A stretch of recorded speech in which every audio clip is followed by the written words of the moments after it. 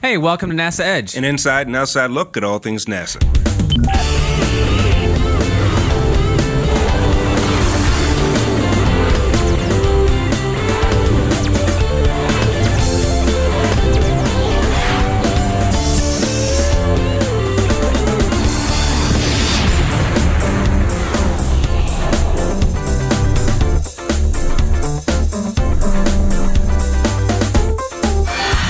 Excited about today's vodcast because this is our Hubble vodcast. In fact, I was telling Franklin, I'm wearing my Hubble glasses today. Same style glasses that they used when Hubble was launched. Yeah. Wow, you better get a correction. No, I'm bringing it back. These are very good Hey, but this is an exciting vodcast because we have two cool interviews coming up later in the show. You guys had a chance to go up to Goddard to meet with Mike Weiss. Mike Weiss, who is the guru of engineering. Genius. Yeah, Genius. Absolutely. And then we went down to Johnson Space Center to meet with the crew. Yeah, so brilliant guys. Looking forward to seeing that interview, especially the interview that you had with Mike Weiss up there. But before we get to that, I got a game. Oh, games. I love fun and games. I've got the last mission to Hubble trivia game.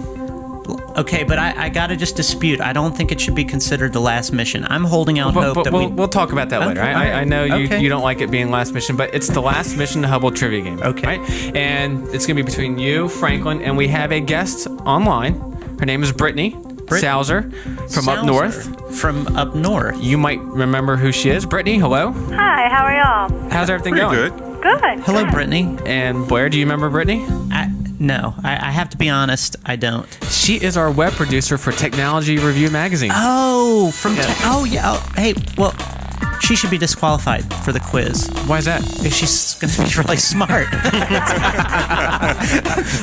I'm looking to like get a grade on a mathematical curve. But you're an insider now, aren't you? Are you still trying to be an insider? No, you're bringing in outsiders that are smarter than me, so I'm vested on both fronts, so I got to be really careful.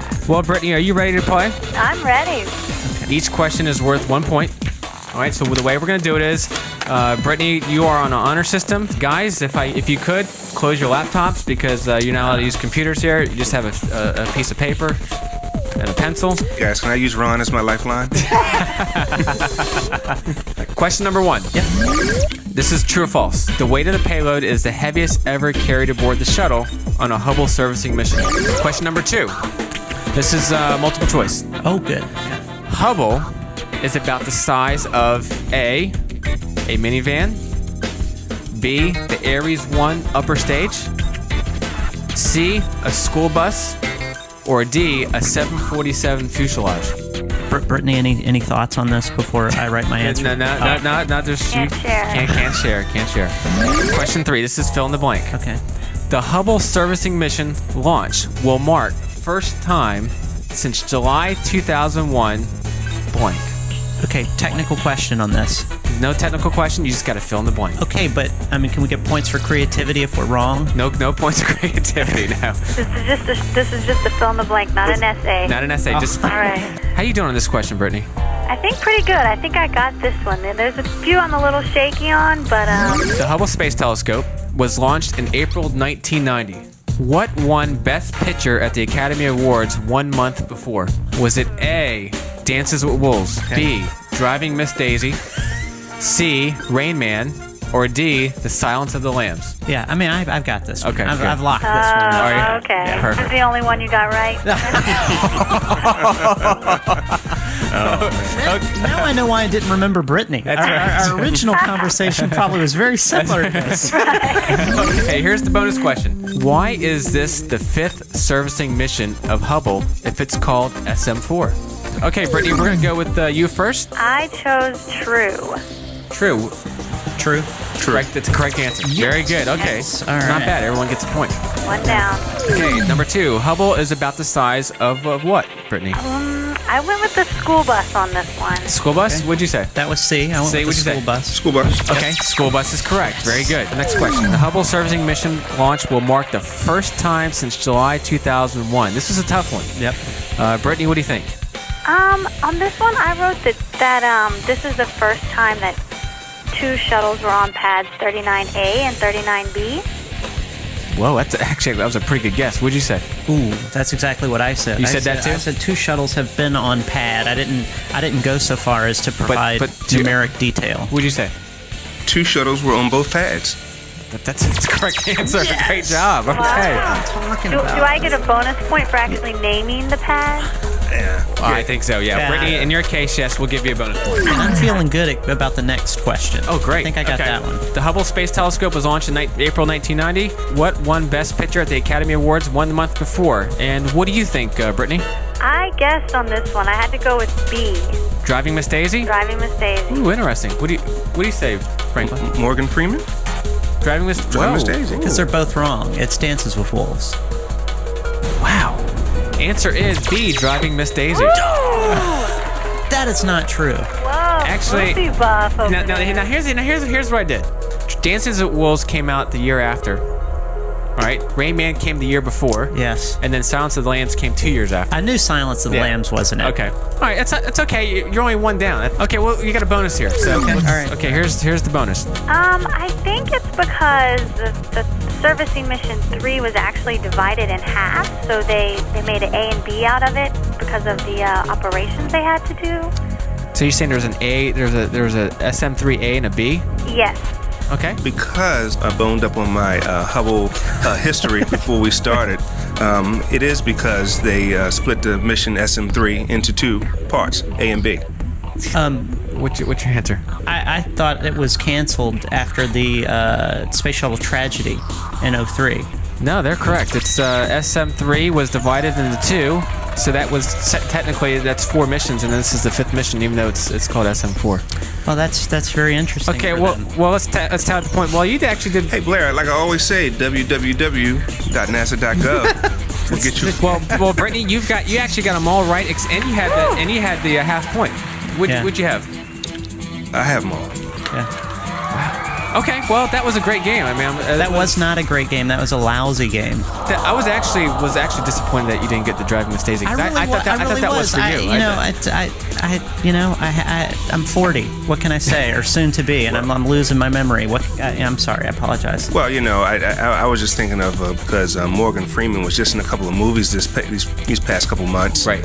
Batman and Wanted. So I was like, That was that means nothing. I mean, I'm just Brittany. I'm a little concerned. I just want to make sure. Now, you had no outside help there, right? I had none. Nope. Right. You did that all straight up. But see, the problem with her is she works for Technology and Review. Well, she's a genius. That's she the problem. She did a story on the Hubble and James Webb before. I didn't realize that. Yeah, until she said actually, that. I remember the story. I read the story that you did on the Hubble, Right. so I should have known. And by the way, you did a great job, Brittany. Thank you. Back in January, I think you wrote the story. I did. I can't remember the exact issue, but it was within the last year. Yeah, and we want to do a future story, right? We're gonna look for some technology for you to do a story on, or something Yes, like that definitely. in the future, right? I'm very anxious to do something, so Okay, let's take a break, and then when we come back, we'll talk about your interview with Mike Weiss and more about Hubble. Yeah, and I'll find out whether, in fact, that was Driving Miss Daisy when it came out. So I have to Double check my answer. double-check Okay, some cool. answers. Hey, you're watching NASA Edge. An inside and outside look at all things NASA.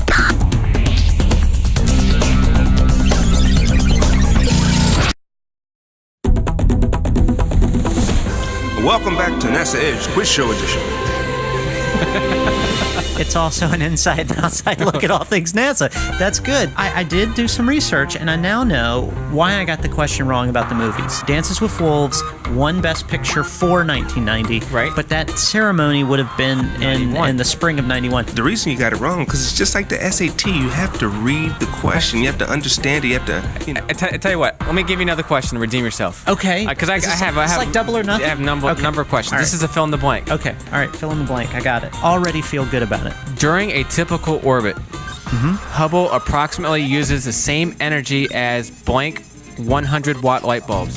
How many 100-watt light bulbs does Hubble approximately use? 1 million. 1 million? What do you think? That's a lot of wattage, Doctor. That's what I'm saying. It takes a lot of wattage. Actually, it doesn't. It does not. Yeah. No, you're right. Would you like to read three Yeah. approximate? Okay. With 10. 10? Okay. About 30. The exact answer is 28. There is no way you knew that. You talked to Mike Weiss when we were up there, didn't you? You got some inside information from the genius. No, you got to number one, consider the time that the Hubble was launched, and they weren't using it. Just doesn't take that much power to operate, and we're just talking one orbit. Speaking of that, Mike Weiss, let's go check out Well, that's what your I'm saying. Yeah, no, interview. Franklin and I, Yeah. for those that don't know, we went up to NASA Goddard. When I left Goddard, I actually felt smarter when I walked off the base Did you? there. Yeah. I mean, there's a lot of engineering behind Hubble. Oh, no And doubt. that's sort of the engineering center, right? Oh, yeah, But that's tell you what, let's fascinating. go watch the segment and Absolutely. learn more. Okay. All right. We're here at NASA Goddard Space Flight Center with Mike Weiss, who's given Franklin and I the unique opportunity to see exactly what they go through when they're planning an EVA mission. We're going to be working with a Hubble trainer, which is essentially part of the Hubble, a mock-up or trainer, and we're going to see if we can become rocket scientists and figure out how to help the astronauts prepare. I can touch the yellow handle. All right. Yellow is touchable. Yellow is touchable, and that's much easier in zero-G, obviously. So, Franklin, what do we got to think of on behalf of the astronauts in an EVA? First thing that comes to mind is that when we connect the power, keeping the Hubble telescope operating so it doesn't get too cold or hot because we're dealing with extreme temperatures in space. Oh, that's a good point. How in the world are you going to be able, with your astronaut suit, to get in there and work these connections? Well, we start in the laboratory environment, just like you see here, and we go through the procedures ourselves. Okay. You know, usually starting with your bare hands, and we see where they want to put their bodies, where they want to put their hands, where they want to put their feet, you know, how the hardware is going to behave in zero-G. And in this particular case, since the door is open on hinges and the shuttle is moving around a little bit for attitude control, this door is going to bounce a little bit. So in flight, we actually installed a door stay to help that door Brilliant. stay in position so that it stayed open to the right configuration. One of the things that I'm thinking is that when you're in space and you have your gloves, these aren't the type of connectors that you can just actually grab and That's a good point. twist, and especially the ones connected to the power unit. You usually need to get fingertips in there. You know, Mike, that reminds me, I'm going to need some high-fidelity trainer gloves. Oh, in space, I would have just headed off to another planet to retrieve those. Actually, they would still be right here Yeah, that's true. on the horizon. Okay, got it. Okay, Franklin, here's a pair for you. They might be a little tight. This is what I was talking about. Oh, outstanding. Yes, yes, Tacticity. yes. Okay, so actually, if I get in here, I can actually, even with the glove on, I can at least get some tension on it. Remember, in space, that gloved hand is going to be pressurized. Oh. So you won't exactly have the kind of mobility you have here without a pressurized glove. Okay, so do we have a tool that we would use on something like this? Well, it's actually one of the first things we saw that when we started designing this task was that we needed Mom? Well, Larry's smart and he has a vivid imagination and he's a creative thinker. Why don't we do one for you so you can Okay. see That would be a good idea how for it- insurance purposes. how it might work? Because that's not live, is it? No. Okay. It's completely unpowered. So see, here's our quarter turn, and the connector comes off, and we have our first connector off. And you might notice a couple other attributes, that there are decals on the connectors Yes. and corresponding decals on the box. And these connectors actually have a key in them. So the idea is to line up the key with the slot indicated on the decal. So once you've removed all the connectors, you need to know where they go back on. Hey, Mike, generally, how much time do the astronauts have to make the switch? We start off designing the task with 6 hours per EVA day. Typical Hubble flights have 5 EVA days, total of 30 hours of EVA. But once they go out the door to do a task, they have 6 hours to get that task done and get back in. So you start here, and with you and a bunch of engineers to work out some initial plans. How do you test if those will work? Well, we go as far as we can in the lab, and there's only so far we can go when we're in our street clothes and we're trying things with gloves on. So the next step is to go underwater. And there's a big tank in Houston. It's called the Neutral Buoyancy Laboratory. NBL. If they're underwater, our engineers are on scuba. If they're in the clean room, they're in bunny suits following the hardware. The next step is underwater. We'll learn as much as we can. We'll come back to the lab, iterate the design.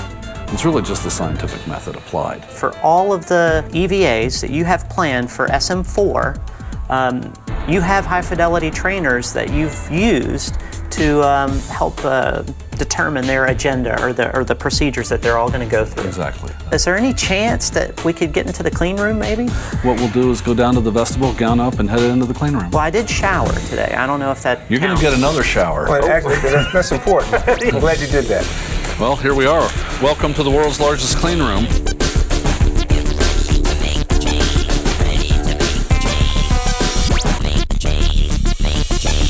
You're seeing one of the purposes of this stuff being in the clean room, which is to get it in its final flight configuration. Right. So the hardware comes in here, it gets buttoned up for flight. It gets electrically tested, it gets tested together as if it's flying both in the shuttle, and the Hubble components get tested as if they're flying on Hubble. And the astronauts also come here for dress rehearsals for the mission. Okay, on this flight we're taking up about 23,000 pounds to orbit. That big thing on top is what's going to hold the Wide Field Camera 3, Hubble's brand new imaging camera. You're watching NASA Edge. An inside and outside look at all things NASA. See, what's amazing about that is they do that for every kind of mission, whether it's changing the wide field cameras or something else, always sitting and figure out exactly how or what it's going to take from an engineering standpoint to fix these things, not just there, but then in the clean room and then down at Johnson and then in the pool, out of the pool, everything. What I want to know is, did you get the chance to sneak in the pizza in the clean room? Oh no, that was a body cavity search like none other. That was brilliant. I've never been that clean. Tell you what, let's take a break, and when we come back, we'll have a chance to talk to the astronauts. Absolutely. Hey, you're watching NASA Edge. An inside and outside look. At all things NASA. Very good.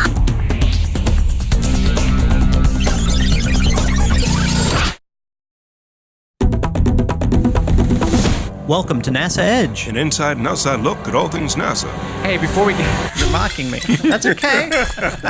One take was high pitched. That's all right. I can take it. Go Before ahead. we talk to the Hubble crew, we haven't really gone over what the primary and secondary objectives are for Touched the on it mission. a little. They're going to be installing two new advanced instruments. One's called the Cosmic Origins Spectrograph. Or spinal graph. Spirograph. Okay. I forget which one it was. And then the second one, they're going to install the Wide Field Camera. They're going to be upgrading the gyros. Yep. Also refurbishing the fine guidance sensors.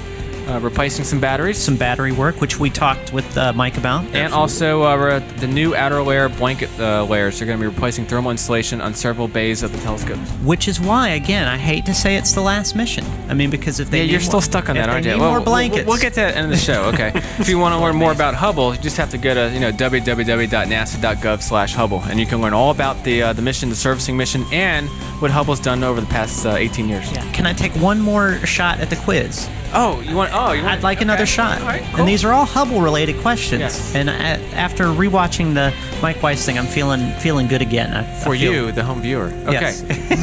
Pointing Hubble and locking on to distant celestial objects is equivalent to holding a laser light steady on a dime that is A, 10 miles away, B, 200 miles away, C, 3,000 miles away, or D, 40,000 miles away. I really want to go with D. It seems like a little impossible, Okay. so I'm going with C. C? What do you think? I'm going to go with B. Answer's B, 200 miles away. Well, All right. Well, Okay. people are learning about the Hubble. That's good. I mean, I'm getting the hey, answers wrong. these but are people some cool fun facts yeah. about Hubble that we're giving But- at Blair's expense. Yeah. Speaking of fun, though, I know these guys have serious jobs and everything, Right. but we did have an opportunity to meet and interview some of the astronauts down at Johnson, and they're fun guys. Some of the astronauts, we met the whole crew. All seven. Yeah, if you remember, I didn't get to participate in all the interviews. I only got to participate in one with our two buddies. And I feel bad. Unfortunately, Franklin couldn't make that trip. That's right. He was out on vacation somewhere. So. I needed you, Franklin, because Massimino was tough. He kept hitting me with the bullet questions, and I couldn't answer. And I mean, I was throwing out my name, rank, and serial number. And I'm not even in the military. I was or serial number. That's not right. Name, rank, and Serial number, yeah. serial number. Yeah. Wow. Okay. Hey, all right. let's check out the interview. All right, cool. Hey, it's good to be with you guys again as you get ready for your big mission with Hubble. We were at Goddard talking to Mike Weiss, and he was telling us about the stages of training. We are using what we call the POGO. Okay. I have no idea what that acronym stands for. I know what it does, though. Okay. It sort of levitates hardware for us to simulate a zero-G environment. While one of us is standing back at the back end of the instrument installing it into this opening, The other one's up close here and is talking about the relationship between the rub strip on the side of the of the instrument that's going in, and this, which we call the guide rail, and there's two of those. And so the key for us as installers is to listen to the cues that the guy close to the telescope is giving as we lead it in there, because we really can't see those. When you're back behind the instrument, you can't see anything except a face full of instruments. One of the things that might not be obvious is that when Drew says that he's on the other end of this instrument and he's holding on to it and he's kind of pushing it into the telescope, he's actually connected to the robotic arm. So there's another player on the team here is our arm driver, robotic arm operator Megan MacArthur. And so Drew is connected. He's standing in a foot plate that's then connected to the arm so that he has both his hands are free to work, but she's basically moving him in because he'd be, he's out there floating in space in front of the telescope. Yeah. And so the way it works is I listen to John, Megan listens to me, and we just sort of relay commands, and I, based on what he's saying, I give certain commands or requests to Megan, asking for different positions and orientation. Before we go and do this in the pool, which is kind of a big event with the suits and a lot of support, we can come over here and just kind of practice and get this has a little bit better fidelity for the feel of the instruments going in. Well, that's a good point, though. You don't use suits here. Obviously, that wouldn't be too helpful. Do you at least use gloves for tactile reasons? Sometimes, but it's really about that teamwork. In fact, one of the things we usually do with each session is we do one install with our eyes closed. Since you are paired up with veteran and rookie, how are you going to handle this in terms of, they've been there, they know what it's like, they can go out and they sort of acclimate maybe more quickly. What's the first thing you're going to do when you exit the shuttle, the airlock, when you head out for your first EVA? After we panic? Yeah. They can't hear you scream in space. That's important to know. So, no, the first thing that we both are going to do when we go out on that first spacewalk is that we'll go out second. So the other guy will go out first and kind of get us hooked up, our safety tether. He'll get us hooked up out there. And then when we come out of the airlock, we'll take a moment to just kind of do what we call translation adaptation, which means just kind of get a feel for how you can move around out there. And we were talking earlier about just moving slowly and just get a feel for how to control your body. And just take a few minutes to try to just check it out. You referred to this as the baby grand. Right. Do you find that with all this training, you're at home and you just start moving furniture by rote just because you're doing it so much in preparation, or? No, when I'm at home, I try to do as little work as possible. Yeah. Yeah, I'd like to just sit on the couch and watch TV, that kind of stuff. I like to watch NASA Edge on NASA TV. A big mission coming up here later this year. Now, you were the commander for the last servicing mission back in 2002. How's that mission compared to this one coming up? In a lot of ways, it's the same. We're going to the same place. The rendezvous profiles are very similar. 5 EVAs, that's the same. But when you look at the content, it's changed a little bit.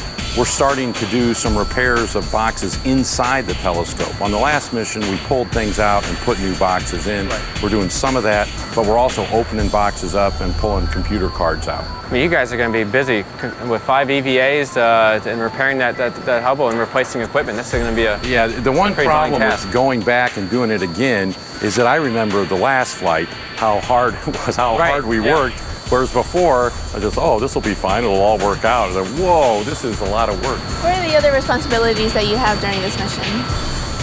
At least as the pilot, I back the scooter up both for the ascent and the rendezvous and, of course, the descent landing. So I kind of find myself as the scooter replacement unit. So, and this is the first time that you're piloting the shuttle, correct? Correct. How do you feel about it? I'm pretty excited. Really? Yeah, a lot of training. No, maybe not so nervous as excited to be going up to Hubble, and it's really neat to go up that high. So. How does the rest of your family feel about what you're doing?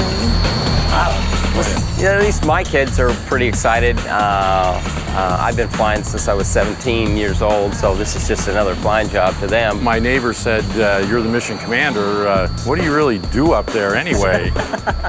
And that's what I hope to make happen. If we do train well and everybody knows their jobs, I can just kind of sit back and let it all unfold and take credit for everything. I mean, you've flown with 2 other astronauts, Mike Massimino and John Gumshoe, so you're bringing experience with some of the new guys coming in. to make a complete team? That was the idea. There's a lot of pressure on this mission. We want to make it as good as possible, so we thought we'd pull experience from people who'd gone there before, along with adding some new folks to share that experience with and move on for the future. Now, with this particular mission, you're going to be flying at 28.5 degrees inclination, which is different than going to station. So for this mission, you need a safety, you need a backup just in case for this mission, right? Yeah, well, like you said, we can't make it to station because we're launching in that low inclination, so station as a place to safe haven to go to is not available for us. So we plan to create our own safe haven by carrying some extra supplies so we could extend and stay up there for an extra 20 days or so until another shuttle could come and rescue us.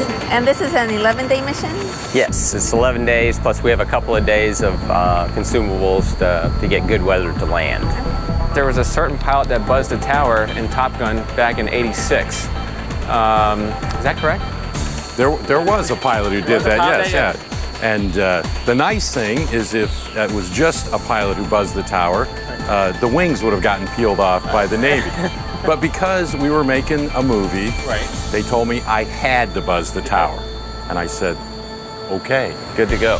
Now, what are the chances of you guys buzzing the tower when you come back on the shuttle? They're slim.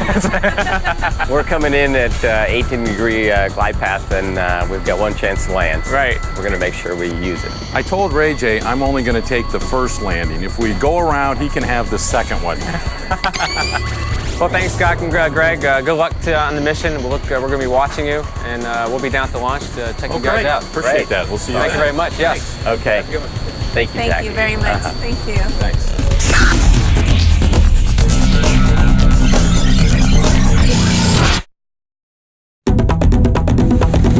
Welcome back to NASA Edge. An inside and outside look at all things NASA. Hey, I got an issue. I'm looking at the vodcast outline. You know, Jackie was part of the interview in this last segment, but we didn't even talk about her going in. Blair's used to throwing her under the bus. No, that's not true.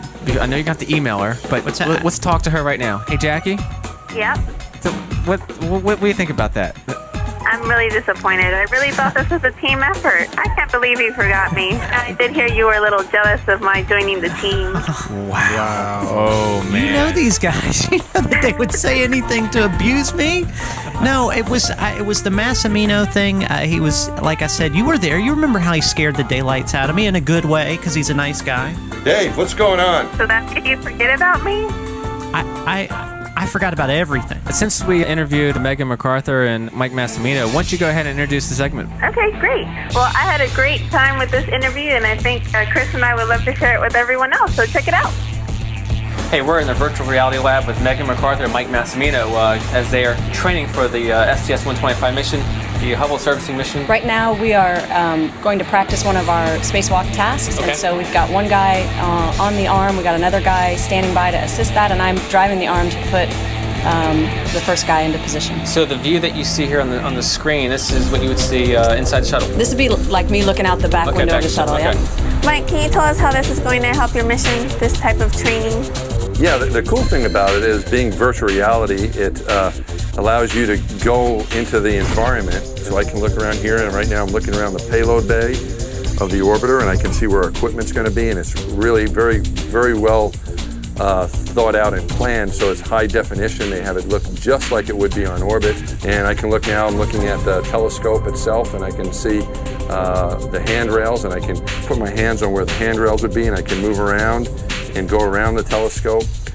It shows me all the definitions of what it's going to look like, because we do have a big model in the pool that we use that allows us to practice underwater, practice the spacewalks. So what's the first thing you'd like to do once you're in low Earth orbit? I think that it's going to be a while before you even have time to stop and think about where you are and what you're really doing. We're going to be really busy right from the get-go. We're going to hit the ground running and just try to get the orbiter ready to go for all the tasks that we have to do.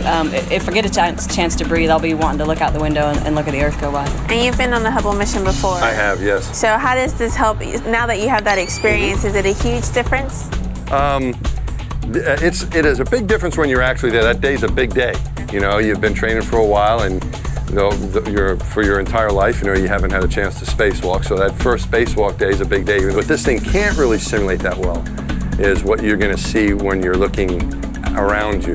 Not when you're doing your job, but when you're looking around the environment of space, looking at the Earth, looking at the stars, it is beyond words. And there's no simulator that can get you ready to see that stuff.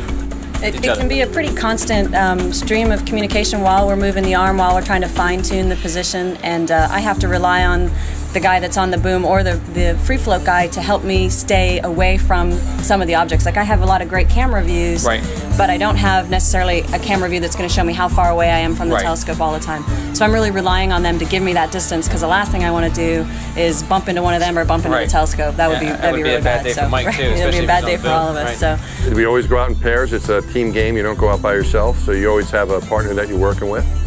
You also have the rest of the team inside. You have Megan working the arm, of course, but we also have the other two spacewalkers are going through the checklist. Spacewalking is an open book exam. It's not closed book. If you have a question, they'll give you the answer.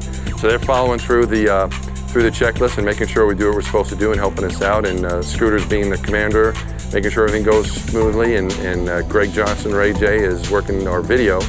And we're just a small part of the whole team, because big team effort, not just with the astronauts, but with everyone on the ground working with us.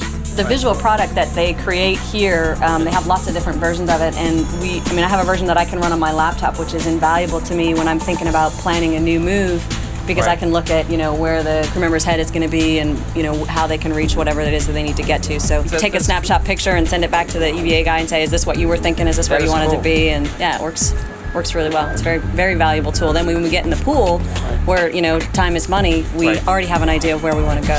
So as you can see, Jackie, a valuable part of the team. I'll never make that mistake. What do you? Oh, it's just twittering our Texas Mac fan the fact that you lost Hubble Trivia Quiz. By the way, one final question. I know you've got more. Okay. Give me a chance to redeem myself.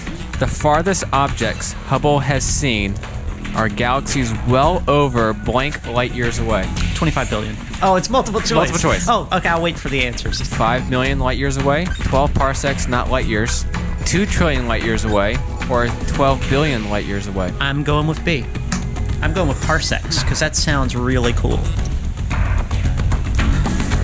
Okay. Can I change my answer? I saw it wasn't just a nod. It was a look of great concern on Franklin's face. Okay, I'm going to go with D. D? It is D. 12 billion. Yes! Very good. Yes! Congratulations. Finally. Yes. Man, I feel... Yeah, see? Listen, I know we got to wrap up the show. I have one thing that I got to point out to you guys, if you guys are ready. All right. Okay? Mm-hmm. Now, I know I've been abused this episode. I've been abused in a lot of episodes. You guys tried to humiliate me on the last show, on the Daytona show. If you need a roll tape, Ron, you can do it with regard to the space shuttle. The space shuttle. That's incorrect. That's the orbiter. Okay, we got space shuttle is the entire system. System is the key word. You know what that is? No, you know what that is? Old school. Well, I've done some research, okay? And I've found out that NASA themselves, they use these terms interchangeably, and it's not wrong to call that the space shuttle, even though it's the orbiter. I'll grant you that. And in fact, if you go to NASA's page on landing, landing is key because it obviously is not the whole system when it lands, right? I quote, "Follow along with the landing. Whether the space shuttle, not orbiter, whether the space shuttle lands at the prime landing site at Kennedy or its backup landing site at Edwards Air Force Base." So in their same terminology, they would be fine calling that the space shuttle. So when you busted on me and said it's a system, you're wrong. It is a system, but this can also be called the shuttle. And I got like 20 references from NASA documents talking about the shuttle as, the orbiter, referring to it as the shuttle. Okay, here's what we're going to do. Okay. After the podcast. Okay. Go to the blog and make a post and list your sources. Okay. And then for the fans out there, what I want you to do is I want you to respond to that and see if you agree if that's actually called the orbiter or the space shuttle. No, but that's not what I'm disputing. Hey, Claire. Yes. 2 wrongs don't make a right. Thanks, Dad. Hey, you're watching NASA Edge. An inside and outside look at all things NASA. Even the shuttle / Go ahead and put those on and we'll see what happens. Okay.